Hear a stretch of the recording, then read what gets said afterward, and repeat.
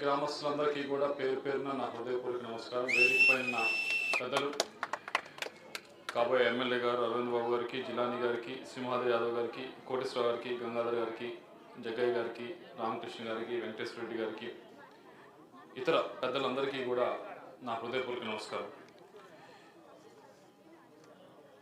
ఎందుకు కాబోయే ఎమ్మెల్యే అంటా ఉన్నానంటే అరవింద్ బాబు గారిని మీరందరూ చూస్తూ ఉంటుంటారు. గడిచిన 7 రోజుల నుంచి కూడా ఎప్పుడైతే ఈ నామినేషన్ ప్రక్రియ మొదలైందో అప్పటి నుంచి మీరు అన్ని నియోజకవర్గాల్లో ఎలా జరుగుతుంది, ఏ విధంగా జరుగుతుంది, ఎంతమంది జనం హాజరవుతున్నారు, ఇవన్నీ గమనిస్తూ ఉంటుంటారు. అవునా కాదా? ఈ గమనించినప్పుడు మీకు క్లియర్గా అర్థమవుతుంది. ఇప్పుడే కరెక్ట్గా అర్థమవుతుంది. ఎందుకంటే ఇదివరకు ఏ కార్యక్రమం చేసినా దానికి ప్రభుత్వం వైపు నుంచి మెషినరీ అంతా పనిచేసేది. పోలీసులు కానీ, ఆర్టీసీ బస్సులు కానీ అన్నీ పనిచేసేవి. ఇప్పుడు కూడా ఇంకా కొద్దిగా అటువైపే ఎక్కువ ఖర్చు చేయడానికి వారికి అవకాశం ఉంది. వారు ఎక్కువ ఖర్చు చేశారు కూడా. ఖర్చు చేసినా కూడా మీరు గమనిస్తే ఎవరికి ఎక్కువ ఈ నామినేషన్స్ కార్యక్రమంలో జనం ఎక్కువ వచ్చారని చూస్తే స్వచ్ఛందంగా వచ్చిన వారు, ఎండని సైతం లెక్క చేయకుండా వచ్చిన వారు, కసితో వచ్చిన వారు ఎటువైపు ఎక్కువ వచ్చారంటే 7 నియోజకవర్గాలు మనం చూస్తే 7కి 7 నియోజకవర్గాల్లో తెలుగుదేశం పార్టీకే ఎక్కువ మంది స్వచ్ఛందంగా ఎటువంటి ఇబ్బందులు పెట్టకుండా స్వచ్ఛందంగా వచ్చారు వాళ్ళందరూ కూడా. దీన్ని బట్టి అర్థమవుతా ఉంది ఎటువైపు గాలి వీస్తూ ఉంది, ఎటువైపు ఎవరు గెలవబోతా ఉన్నారు అనేది క్లియర్గా ఈ 7 రోజుల నుంచి మనం చూస్తే అర్థమవుతుంది. కానీ వైఎస్ఆర్ కాంగ్రెస్ పార్టీలో ఐపాక్ టీమ్ ఒకటి పనిచేస్తుంది. వీళ్ళు ఉన్నది లేనిది నేను ఉన్నట్టు క్రియేట్ చేస్తారు, జనాన్ని మోసం చేస్తారు. సరే అక్కడతో ఆగితే సరిపోదు. వీరు ముఖ్యమంత్రి గారిని కూడా మోసం చేస్తారు. ముఖ్యమంత్రి గారిని ఎలా మోసం చేస్తారు? జనాన్ని మోసం చేయడం అయితే మాకు తెలుసని ముఖ్యమంత్రి గారిని ఎలా మోసం చేస్తారో మీరు ప్రశ్న అడగచ్చు.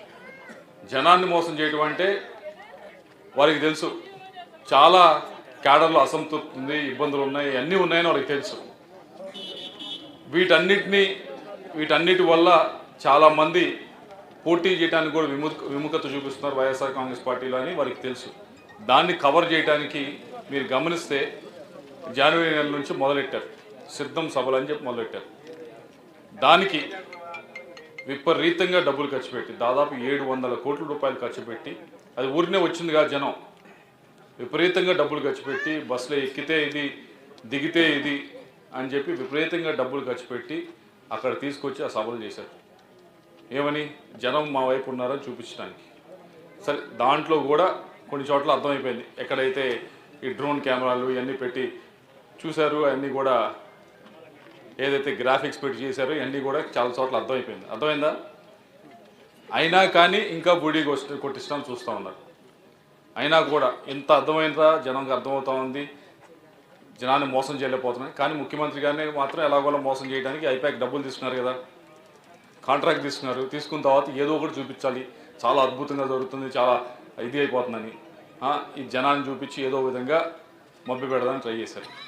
రెండో వైపు ఈ సర్వేలు, ఫేక్ సర్వేలు, అదని ఫేక్ సర్వేలు వారికి డబ్బులు ఇచ్చి ఇది చేసి ప్రలోభాలకు గురి చేసి.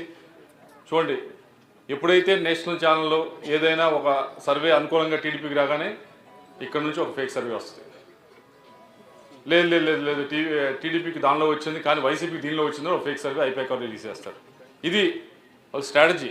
అంటే నేను ఇప్పటిదాకా ఎందుకు మాట్లాడలేదంటే, ఇప్పటిదాకా సర్లే వాళ్ళ ఆట వాళ్ళు ఆడుకుంటున్నారు, వాళ్ళు చేసే పనులు చేసుకున్నారు, నా జోలు రాలని. కానీ ఈరోజు నా జోలు వచ్చారు. నిన్నటి నుంచి ఒక చండాలమైన న్యూస్ నేనేదో అనకుండా అన్నట్లు నేను రాసి చేయటం అనేది దుర్మార్గమైన పని. అందుకని ఈరోజు ఇవన్నీ చెప్తా ఉన్నా. ఇవన్నీ ఫేక్ న్యూస్లు ఇవన్నీ కూడా చేసుకుంటా మభ్య పెట్టడం. జనాన్ని మభ్య పెడితే ఒకరోజు చేయొచ్చు, 2 రోజులు చేయొచ్చు, జనానికి అర్థమైపోయింది. మొన్న నామినేషన్స్లో చూపించారు. కానీ సీఎం గారిని ఇంకా మభ్య పెడుతున్నారు.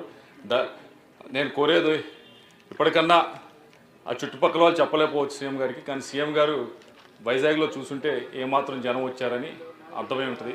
విజయనగరం వెళ్ళారు, విజయనగరంలో బస్సు యాత్రలు ఏమాత్రం జనం వచ్చారని చూసుంటే అర్థమై ఉంటుంది. లేదు, కష్టం, జనం మన వైపు లేరు అని. ఎమ్మెల్యేల వైపు కూడా మనం జనలేరు. నామినేషన్ ఇస్తే నామినేషన్ విపరీతంగా ఖర్చు పెట్టారు. నామినేషన్ రోజు కూడా వచ్చారా? మన ఎమ్మెల్యే క్యాండిడేట్లు ఎంత వచ్చారు? మాచర్ల, వినుకొండ, గురజాల ఏ ఎమ్మెల్యే క్యాండిడేట్ చూసినా కానీ మన వాళ్ళకి ఎంత వచ్చారు? స్వచ్ఛందంగా వచ్చారు, ఖర్చు పెట్టకుండా, అతి తక్కువ ఖర్చుతో వచ్చారు. ఖర్చు పెట్టకుండా అనకూడదు కానీ అతి తక్కువ ఖర్చుతో వచ్చారు, అతి తక్కువ ప్రలోభాలతో వచ్చారు. కానీ వాళ్ళు అన్ని ప్రలోభాలు పెట్టినా అవల వాళ్ళకి తెలుసు. ఎమ్మెల్యే క్యాండిడేట్స్ కూడా ఎవరైతే వైసీపీలో పోటీ చేస్తామో బాగాలేదు, గాలి మన వైపు లేదని, అయినా వాళ్ళ కాన్ఫిడెన్స్ పోకూడదని ఈ ఐపాక్ ఈ విన్యాసాలన్నీ చేస్తూ ఉన్నారు. నిన్న నా మీద ఒక పనికిమాల న్యూస్ ఒకటి పెట్టారు. నేను ఇప్పటికి కూడా చెప్తాను, ఎంత గాలి ఉన్నా కానీ తెలుగుదేశం వైపు ఇప్పుడు కూడా చెప్తాను, మనం కష్టపడితే గెలుస్తామని. ఇప్పుడు చెప్తాను, 12వ తారీఖు కూడా, మే 12వ తారీఖు కూడా అదే చెప్తాను. మనం కష్టపడాలి, కష్టపడితే గెలుస్తాం. కష్టపడితే గెలుస్తామంటే అయ్యో కృష్ణదేవరాయలు చెప్తా ఉన్నాడు గెలవలేమని. కష్టపడితే గెలుస్తామనే దానికి నన్ను ఇంకో దానికి, ఇప్పుడు మీరు రైతులు ఉన్నారనుకోండి, మీరు ఏం చెప్తారు?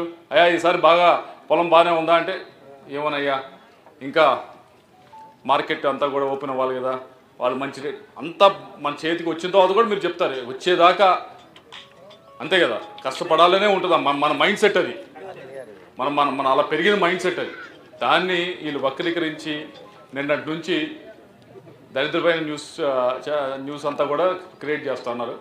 దయచేసి ఐపాక్ వారికి చెప్పేది ఒకటే, జనం మిమ్మల్ని వదిలేశారు. జనాన్ని మీరు ఎంత మభ్య పెట్టాలన్నా, ఎన్ని డ్రామాలు, ఎన్ని వీడియోలు తీసి ఎన్ని విధాలుగా మభ్య పెట్టాలన్నా జనానికి పూర్తిగా అర్థమైపోయింది. ఉదాహరణకి చెప్పకూడదు కానీ అనకూడదు కానీ ముఖ్యమంత్రి గారి మీద జరిగిన దాడి